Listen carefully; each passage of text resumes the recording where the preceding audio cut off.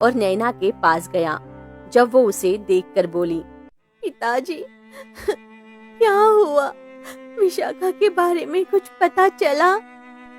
नहीं बेटी, लेकिन अब तुम्हें ही अपनी बहन को ढूंढना होगा। जाओ और उस झील के पास जाकर उस काले हंस का पता लगाओ, क्योंकि तुम ही ने उसे विशाखा को खींचते हुए देखा है। ये लो, इस काले पत्थर को अपने साथ रखना बेटा। लो, ध्यान से। हाँ।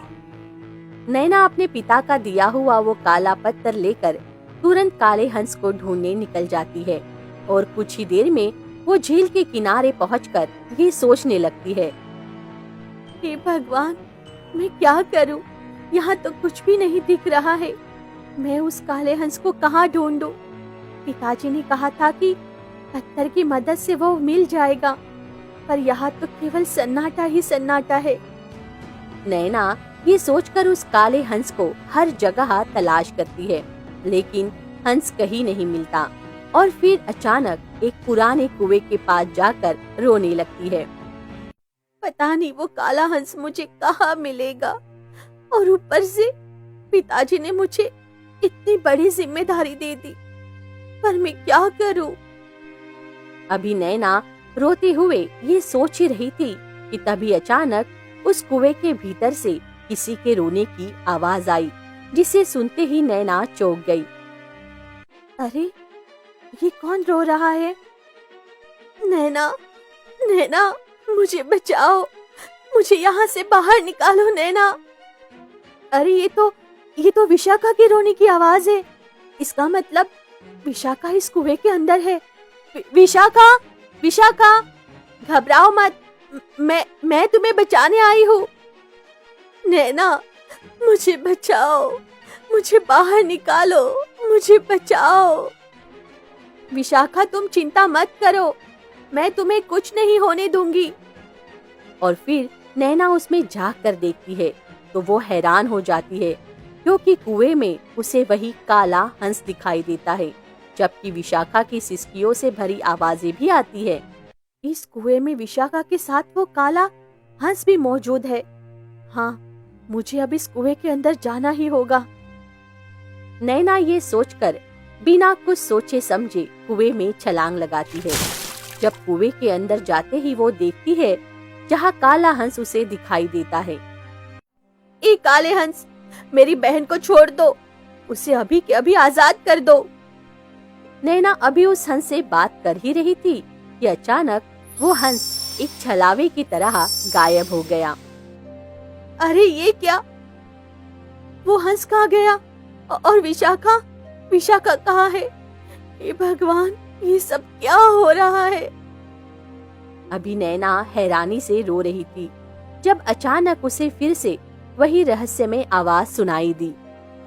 उस दिन तुमने मेरे साथ बहुत बुरा किया था नैना, काश तुम ऐसा ना करती। अब मैं तुमसे अपना बदला जरूर लूंगा। कौन हो तुम? मुझे तुम्हारी आवाज बार बार क्यों सुनाई दे रही है? और तुम मुझसे किस बदले की बात कर रहे हो? आखिर मैंने तुम्हारे साथ क्या किया है? नैना पूछती रही, पर वो आवाज आनी बंद हो गई। आखिर ये सब क्या हो रहा है? ये आवाज, ये किस बदले की बात कर रही है? विशाखा, कहाँ हो तुम विशाखा? मेरी बात का जवाब दो। नैना रोते हुए अपनी बहन विशाखा को जोर जोर से पुकार रही थी कि तभी कुएं के पास से एक साधु बाबा गुजरे। हरिओम हरिओम हरिओम। अच्छा हुआ जो मुझे रास्ते में ही कुआं मिल गया।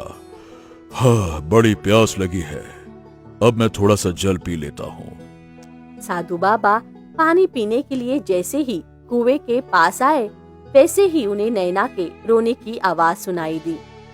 अरे, इस कुएं से तो किसी कन्या के चिल्लाने की आवाज आ रही है।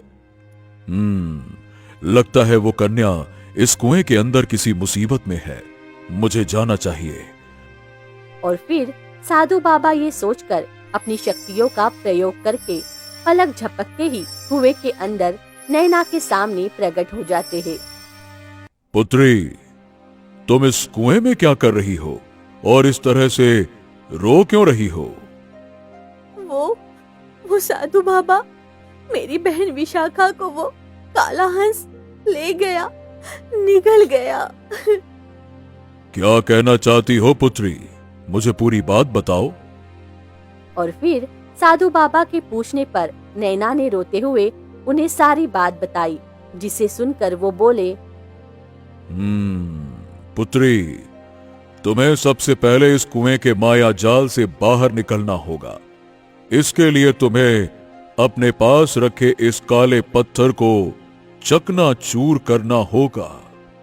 पर साधु बाबा, अगर मैंने इसे तोड़ दिया तो मैं विशाखा को कैसे बचा पाऊंगी? पिताजी ने कहा था ये पत्थर मेरी मदद करेगा। अगर ये टूट गया तो मेरी बहन कभी नहीं बच पाएगी। पुत्री, अगर तुमने इसे नहीं तोड़ा तब भी तुम्हारी बहन नहीं बचेगी। इसीलिए तुम पहले यहां से निकलो, तभी उसे बचा पाओगी। साधु बाबा के ऐसा कहने पर नैना अपने हाथ में लिए काला पत्थर देखती है और फिर भारी मन से कहती है, शायद आप ठीक कह रहे साधु बाबा। अगर मैं यहाँ से निकल गई तो वाकई मैं अपनी बहन को बचा सकूंगी। इसीलिए मैं न चाहते हुए भी इस पत्थर को चकनाचूर कर दूंगी। और फिर नैना ने ये कहते ही अपने भारी मन से उस पत्थर को जमीन पर पटक कर चकनाचूर कर दिया और पत्थर के टुकड़े ही वो कुआं भी गायब हो गया। साधु बाबा, मैंने आपके कहने पर उस काले पत्थर को चकनाचूर कर दिया। अब आप मुझे बताइए कि मैं आगे क्या करूं? पुत्री, अब तुम्हें दक्षिण के जंगल की गुफा में जाना होगा, क्योंकि वहीं तुम्हें तुम्हारी बहन और उस काले हंस का रहस्य पता चलेगा। साधु बाबा ये कहकर वहां से चले जाते हैं